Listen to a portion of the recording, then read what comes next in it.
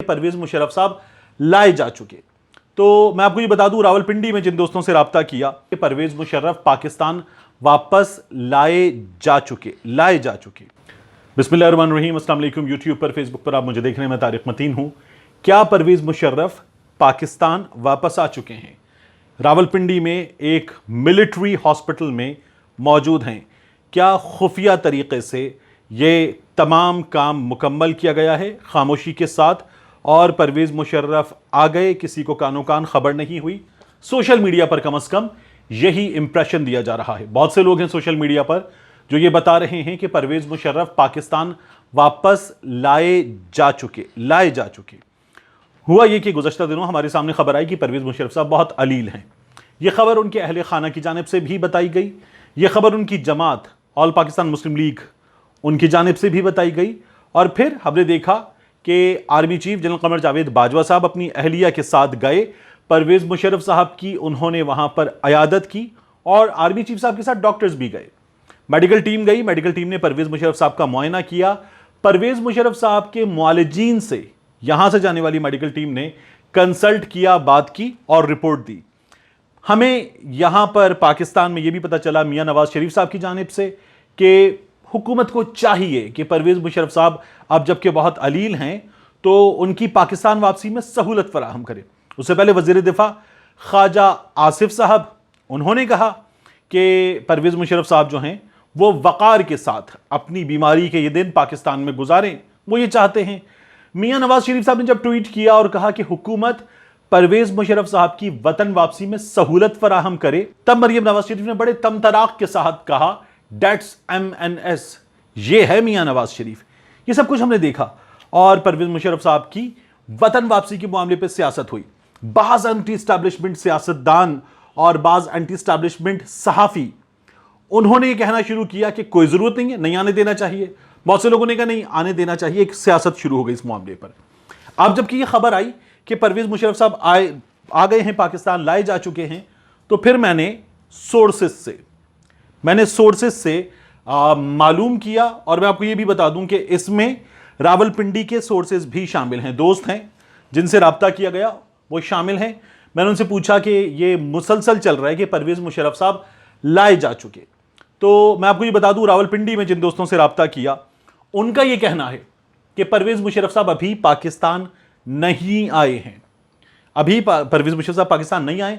उन्होंने हैरत का इजहार किया कि क्यों इस मामले पर मुसलसल कयास आराइयां की जा रही हैं, जैसे कि ऐसी सोशल मीडिया पर पोस्ट आ रही हैं कि परवेज मुशर्रफ साहब खामोशी से पाकिस्तान लाए जा चुके।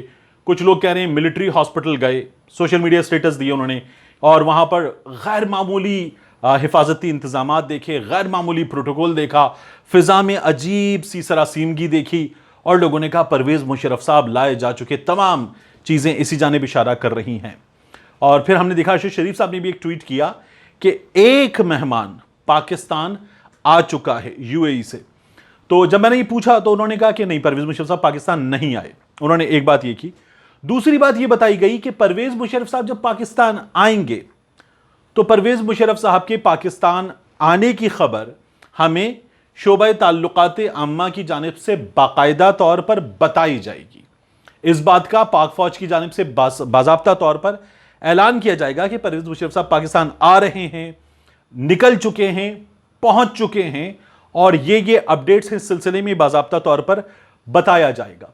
और यह भी बताया गया कि परवेज मुशर्रफ साहब जो हैं वो बाहर हैं, तो वो बाहर अपने इलाज के सिलसिले में हैं। पाकिस्तान आएंगे तो पाकिस्तान आ सकते हैं। इस सिलसिले में एक फिजा बनी हुई है, और परवेज मुशर्रफ साहब की वापसी की खबर, इस पर सियासत नहीं होनी चाहिए।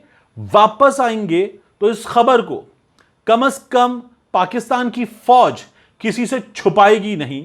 कोई वजह नहीं है कि इस खबर को किसी से छुपाया जाए। उनका यह भी कहना था कि पाकिस्तान के मकबूल तरीन आर्मी चीफ्स में परवेज मुशर्रफ साहब का शुमार होता है। तो उनका यह कहना है कि इस सिलसिले में कोई भी सियासत नहीं की जानी चाहिए, कोई भी सियासत नहीं की जाएगी। इस खबर को कभी भी रोका नहीं जाएगा।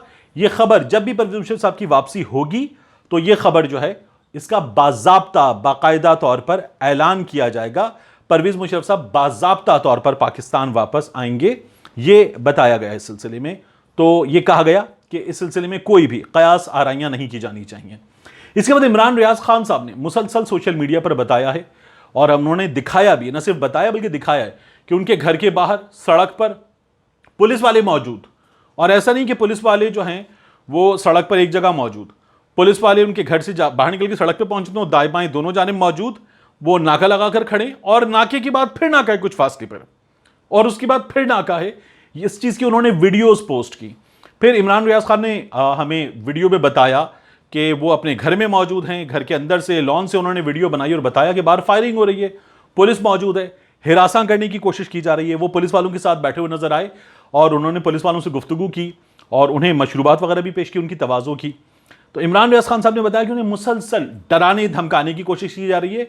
उन्होंने खुद पुलिस वालों को बुलाकर अपने तमाम जो सिक्योरिटी गार्ड्स का वेपन है, वो तो सिक्योरिटी कंपनी वाला मामला है, लेकिन जो हिफाजती नुक्ता निगाह से शिकार खेलने के लिए उनके पास वेपन है, वो सारा वेपन उन्होंने उनको दिखाया, उसकी तादाद बताई, उसके लाइसेंस दिखाए और बताया कि कानूनी तौर पर उनके पास मौजूद है।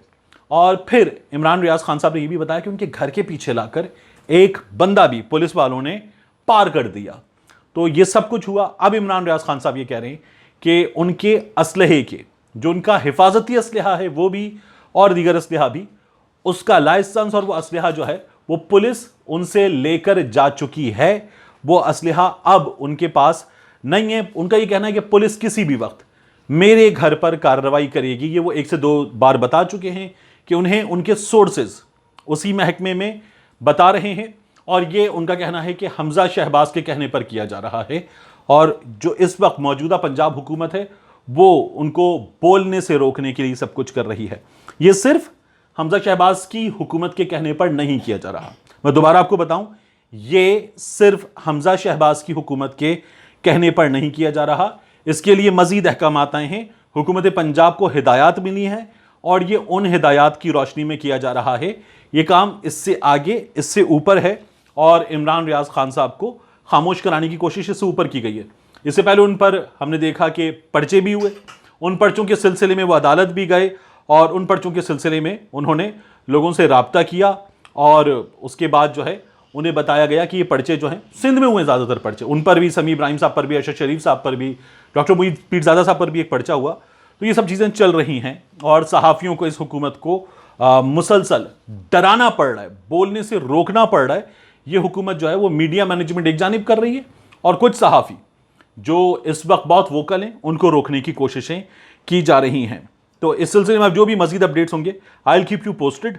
दूसरा मैं आपको बताऊं, NRO 2 में आखिरी खबर इस वीडियो की, नई किस्त का इजाफा हुआ है। हमने NRO 2 देखा, इन लोगों ने नैब का कानून ऐसे मरोड़ के रद्दी की टोकरी में फेंक दिया, बिल्कुल फारिग कर दिया नैब के कानून को। उसमें किस क्लॉज का क्या इंपैक्ट है, क्या तरमीम की गई है, ये सब कुछ मैंने आपको बताया। मिसाल के तौर पर बाहर से आने वाला जो कोई भी सबूत है, कोई भी शवाहिद हैं, वो काबिल कबूल नहीं होंगे। तो बहुत सारी चीजें ऐसी हैं कि मरियम को, मियां नवाज शरीफ को, ख्वाजा साद रफीक को, दीगर लोगों को बड़े फायदे पहुंचेंगे इसके। मजीद नया काम क्या हुआ है कि जिस जगह जुर्म होगा नैब का केस वहां चलेगा।